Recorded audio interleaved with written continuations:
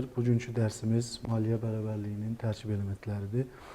Ümumiyyətlə, maliyyə haqqında ilkin olaraq informasiya vermək istəyirəm ki, maliyyə istər fərdi təsərrüfatlarda olsun, istər müəssisələrdə olsun, maliyyənin qurulması və maliyyə mexanizminə əməl olunması müəssisənin faydalı fəaliyyətinin başlıca təməllərindəndir. Hansı ki, maliyyə haqqında çox geniş danışmaq olar. Sadəcə bugünkü mövzumuzda sırf maliyyənin tərkib elementlərini, yəni maliyyə bərabərliyinin tərkib elementləri haqqında məlumat vermək istəyirəm ki, maliyyənin müəssisələr üzrə maliyyənin yaranmasında və formalaşmasında bu tərkib elementlərinin müstəsna əhəmiyyəti vardır. Hansı ki, maliyyə bərabərliyinin tərkib elementləri sayəsində biz müəssisənin ümumiyyətlə borclarını, gəlirini, xərcini, müəssisənin təsisçiləri olan borcunu və müəssisənin balansında olan mülkiyyətinin tam həcmini müəyyən edə bilirik. Bu baxımdan ilk olaraq biz maliyyə bərabərliyi nədir sualına cavab tapmalıyıq ki, maliyyə bərabərliyi ümumiyyətlə müəssisənin aktivləri, yəni müəssisənin sərəncamında olan ehtiyatlarla, müəssisənin sərəncamında olan pul vəsaitləri və s. və ilə axır müəssisənin aktivlərini formalaşdırır və müəssisənin aktivlərinin arxasında yaranmasına səbəb olan bərabərliyin digər tərəfin elementləri dayanır ki, bunlar da öhdəliklərdir, kapitaldır, gəlirdir, xərcdir, dividenddir. Bunlar haqqında açıqlama versək, ümumiyyətlə müəssisədə gözlə görünən və müəssisənin istifadəsində olan bütün ehtiyatları, pul vəsaitləri, avadanlıqları və s. və ilə axır hər birinin yaranma mənbəsi vardır ki, bunlar da bərabərliyin digər tərəfində olan elementlər sayəsində baş verir. Hansı ki, aktivləri artıran və azaldan elementlər olur. Eyni zamanda passivləri, yəni bərabərliyin digər tərəfinin elementlərini artıran və azaldan təsirlər olur. Bunlar haqqında ilkin olaraq biz aktivlər haqqında danışa bilərik ki, aktivlər müəssisədə müəssisənin fəaliyyətinin və yaxud da ki, hesabat dövrü ərzində müəssisənin fəaliyyət göstərməsi üçün başlıca rol oynayır. Və qeyd etdiyimiz maliyyə bərabərliyinin tərkib elementləri sayəsində biz maliyyə hesabatlarını əldə etmiş oluruq. Hansı ki, maliyyə hesabatları əsasən mənfəət zərər haqqında hesabat formasıdır, maliyyə vəziyyəti haqqında hesabat formasıdır, kapitalda dəyişikliklər haqqında hesabat formasıdır, pul vəsaitlərinin hərəkəti haqqında hesabat forması və uçot siyasətinə izahlı qeydlər haqqında hesabat formalarından ibarətdir. Yəni, müəssisədə əsas istifadə olunan hesabat formaları 5 formada təzahür edir ki, bunlar da sadaladığımız kimi maliyyə vəziyyəti haqqında hesabat, mənfəət zərər haqqında hesabat, kapitalda dəyişikliklər haqqında hesabat və pul vəsaitlərinin hərəkəti haqqında hesabat və uçot siyasətinə izah edici qeydlər şəklində aparılır. Və sadalanan maliyyə hesabatları əsasən maliyyə bərabərliyinin tərkib elementlərinin nəticəsində yaradılır ki, bunlardan ilkin olaraq maliyyə vəziyyəti haqqında hesabat formasına biz nəzər yetirsək, görərik ki, maliyyə vəziyyəti haqqında hesabat forması aktivin kapital və öhdəliklərə bərabərliyi nəticəsində yaranmış bir hesabat formasıdır. Daha sonra mənfəət zərər haqqında hesabat formasına gəldikdə isə, mənfəət zərər haqqında hesabat forması əsasən müəssisənin gəlirləri və xərclərinin fərqinə bərabərdir ki, müəssisənin gəlirləri və xərcləri müəssisədə müəssisənin mənfəətlə işləməsini və yaxud zərərlə fəaliyyətinin davam etdirilməsinin göstəricisidir.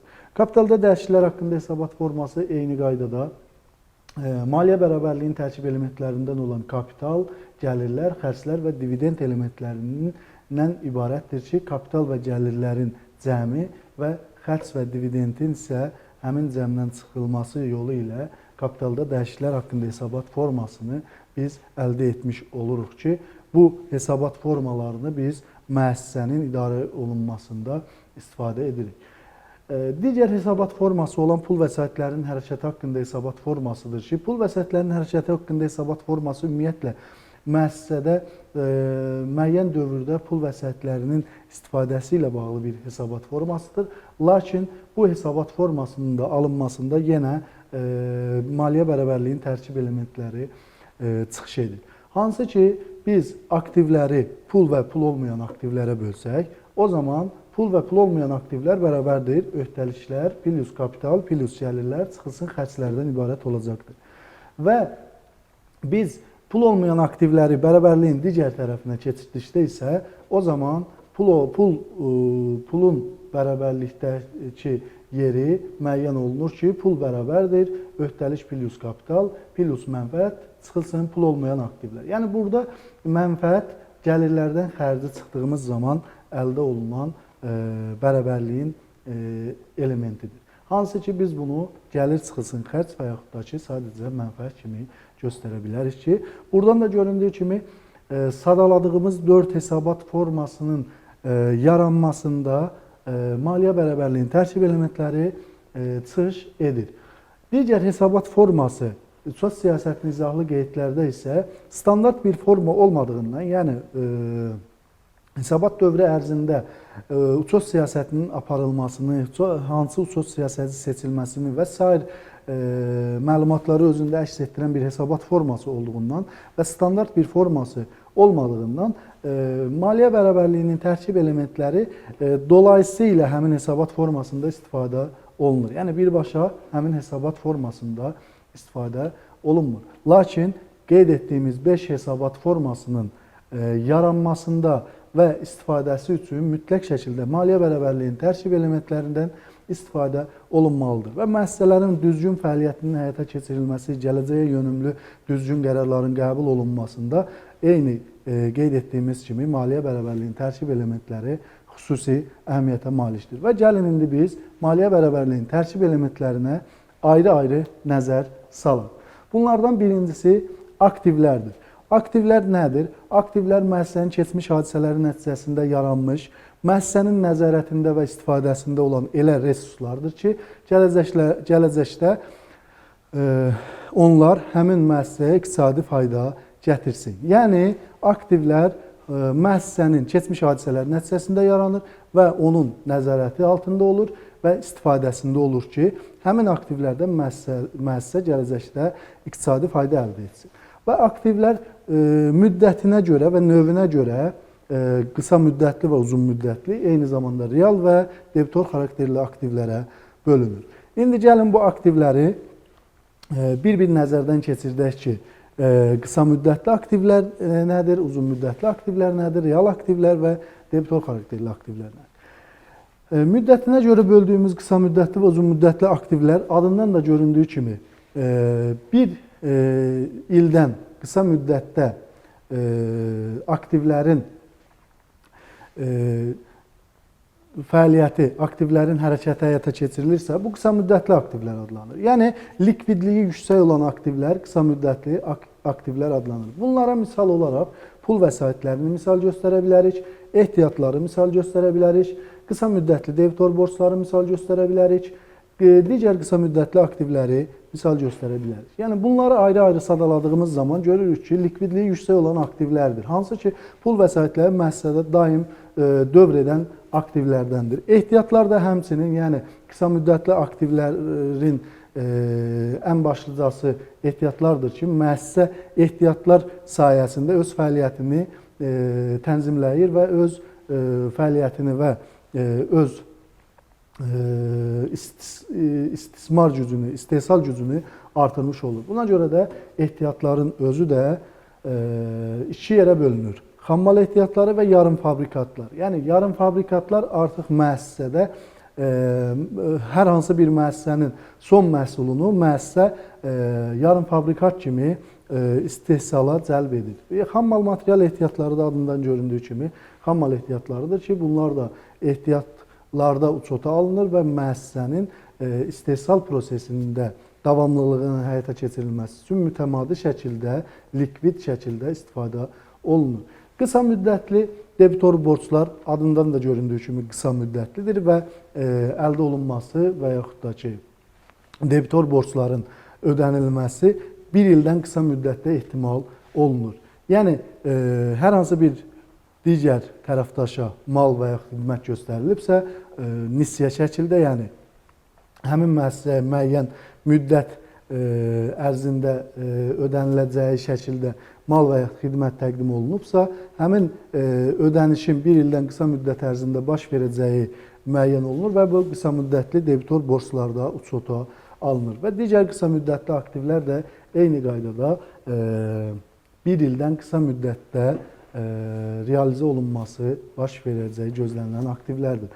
Uzun müddətli aktivlərə isə biz torpaq tikili avadanlıqlar, yəni likvidliyi daha az olan aktivləri misal göstərə bilərik. Yəni torpaq tikili avadanlıqlar, daşınmaz əmlak investisiyalar, bioloji aktivlər, qeyri-maddi aktivlər, uzun müddətli investisiyalar, uzun müddətli debitor borclar və digər uzun müddətli aktivlər. Yəni bunların hər biri müddətinə görə bir ildən daha uzun bir müddətə realizə olunduğuna görə bu aktivlərin də adı uzun müddətli aktivlər olaraq qeyd olunur.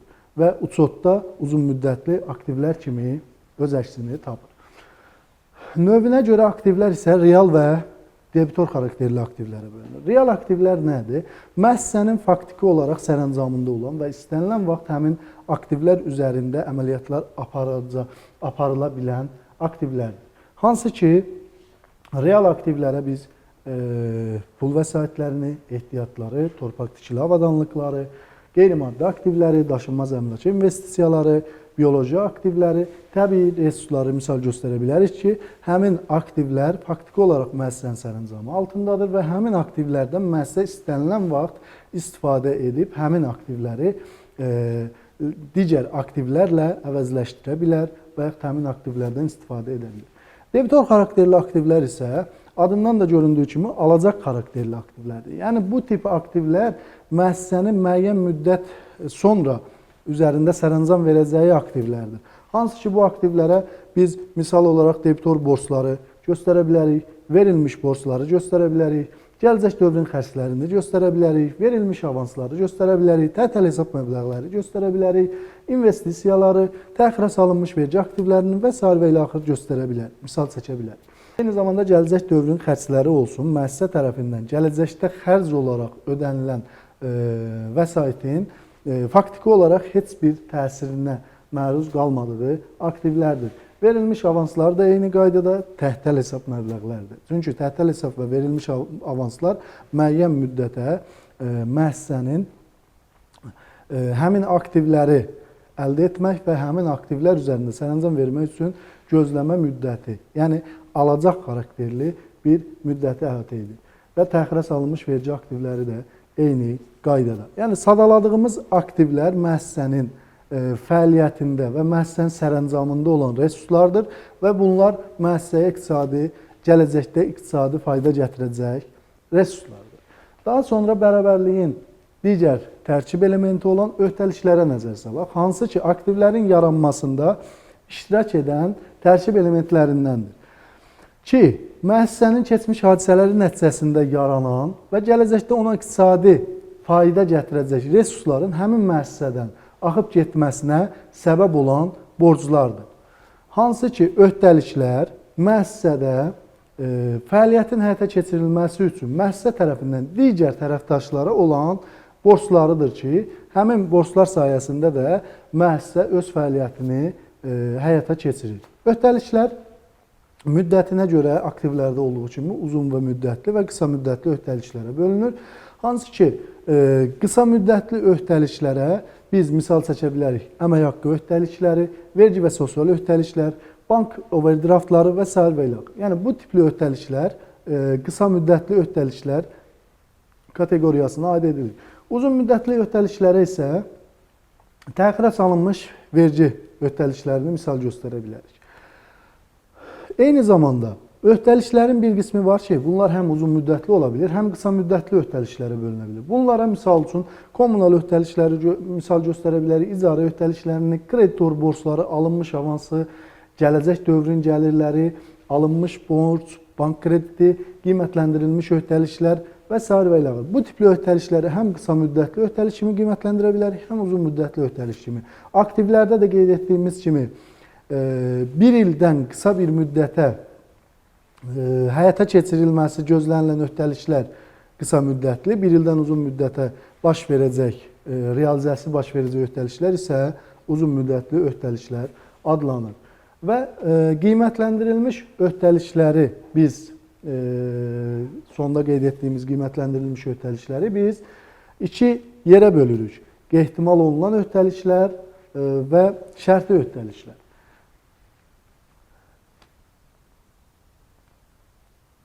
Ehtimal olunan öhdəliklər və şərti öhdəliklər. Baş vermə ehtimalı 50%-dən yuxarı olan öhdəliklər ehtimal olunan öhdəliklər, qiymətləndirilmiş öhdəliklər, baş vermə ehtimalı 50%-dən aşağı olan öhdəliklər isə şərti öhdəliklər adlanır. Bərabərliyin digər tərkib elementi isə kapitaldır. Kapital nədir? Kapital müəssisənin aktivlərindən onun öhdəliklərini çıxdıqdan sonra qalan xalis aktivləridir. Yəni, müəssisənin təsisçilərə olan, səhmdarlara olan borcudur. Yəni, bu formada da biz bunu adlandıra bilərik. Və kapital tərkib elementlərinə bölünür ki, bunlar nizamnamə kapitalı, ehtiyat kapitalı, əlavə kapital, bölüşdürülməmiş mənfəətdən ibarətdir.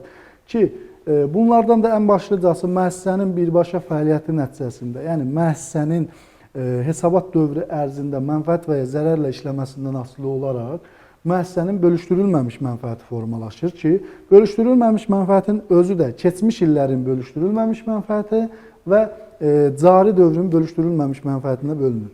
Və cari dövrdə bölüşdürülməmiş mənfəət nədən ibarətdir? Keçmiş illərin bölüşdürülməmiş mənfəətin üzərinə gəlirləri gəlib, xərclər və dividendi çıxdıqdan sonra alınan mənfəətdir ki, bölüşdürülməmiş mənfəətdir ki, bu da müəssisənin təsisçilər arasındakı səhm kapitalına uyğun olaraq bölüşdürülməsi gözlənilən bölüşdürülməmiş mənfəət hesab olunur. Bərabərliyin digər tərkib elementi isə gəlirlərdir. Gəlirlər hansı ki, hesabat dövründə müəssisənin iqtisadi faydasının elə artmasıdır ki, bu öz əksini aktivlərin artmasında və yaxud da öhdəliklərin azalmasında tapır. Və bunun da nəticəsində kapitalın mülkiyyətçilərin payları hesabına olmayan artımı baş verir. Bu nə deməkdir? Yəni, gəlirlər müəssisənin təsisləri tərəfindən müəssisəyə əlavə kapital qoyuluş hesabına deyil, müəssisənin fəaliyyəti nəticəsində əldə etdiyi qazanca görə yaranmış bir elementdir. Hansı ki, gəlirlər satışdan gəlirlər və satışdan kənar gəlirlərə bölünür. Satışdan gəlirlər müəssisənin əsas fəaliyyəti nəticəsində əldə etdiyi gəlirlərdir. Hansı ki, bunlara misal göstərə bilərik. Malların satışından gəlir, xidmətlərdən gəlir, icarədən gəlir, investisiya qoyuluşundan gəlir. Bunlar müəssisənin əsas fəaliyyətindən əldə etdiyi gəlirlər olduğuna görə müəssisənin satışdan gəliri adlanır.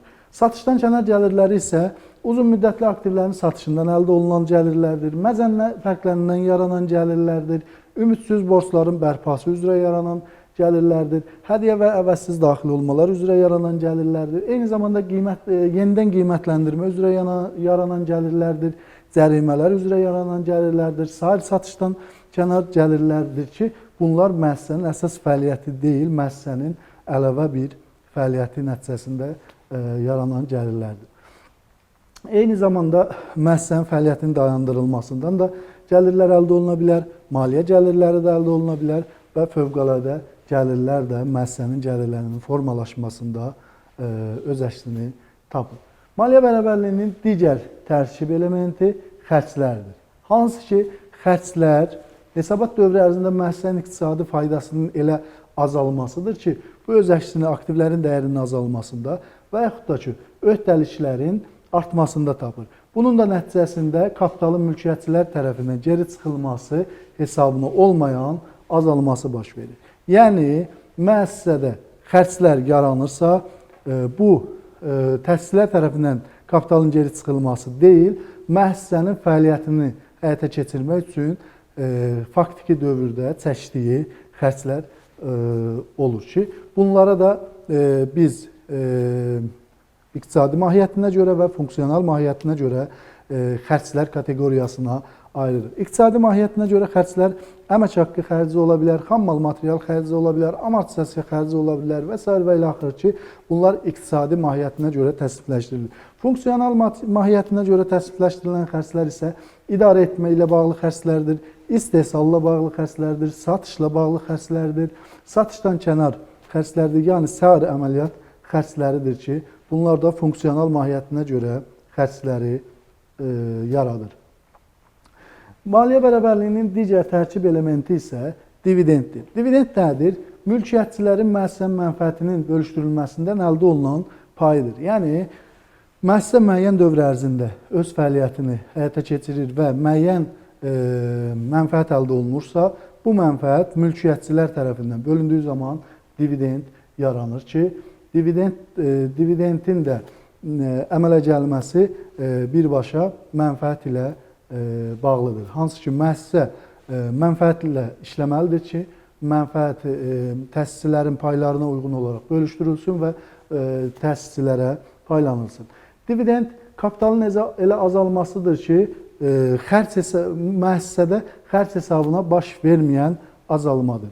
Dividend mülkiyyətçilərin kapitalı geri götürülməsi və yaxud da ki, dividend çıxarışları zamanı baş verən kapital azalmasıdır. Yəni, müəyyən müəssisə fəaliyyət göstərdiyi hesabat dövrü ərzində, müəssisə fəaliyyət göstərdiyi müddət ərzində də təsisçilər dividend şəklində kapital çıxarışı həyata keçirə bilərlər. Dividend hüquqi şəxslərdə dividend adlandırıldığı kimi, fərdi sahibkarlarda isə sahibkar çıxarışı mənasını ifadə edir və maliyyə bərabərliyinin sonuncu elementidir və əvvəldə də qeyd etdiyimiz kimi maliyyə bərabərliyinin tərkib elementləri əsasən öhdəliklərin, kapitalın, gəlirlərin cəmindən xərclər və dividendi çıxdığımız zaman formalaşan bərabərlikdir. Hansı ki, burada müəssisənin kənar müəssisələrə tərəfdaşları olan borcları öhdəliklər qismində çıxış edir. Müəssisənin təsisçiləri olan borcları kapital qismində çıxış edir. Müəssisənin fəaliyyətindən əldə etdiyi qazanc gəlir kimi çıxış edir. Müəssisənin gəlirinin əldə olunması üçün çəkilən xərclər və yaxud da ki, sair xərclər, müəssisənin xərclər elementi kimi çıxış edir və təsisçilərin, sahibkarların çıxarışı isə dividend elementi kimi çıxış edir və bərabərliyin digər bütün elementlərinin cəmi və fərqi müəssisənin aktivlərini yaratmış olur. Bugünkü mövzumuz maliyyə bərabərliyinin tərkib elementləri idi və qeyd etdiyimiz kimi maliyyə hesabatlarının hazırlanmasında və müəssisənin uzun müddətli və rentabelli fəaliyyətinin təmin olunmasında ilkin olaraq maliyyə bərabərliyinin elementlərinin düzgün istifadəsi və maliyyə bərabərliyinin tərkib elementlərinin tanınması xüsusi əhəmiyyət kəsb edir. Diqqətiniz üçün sağ olun.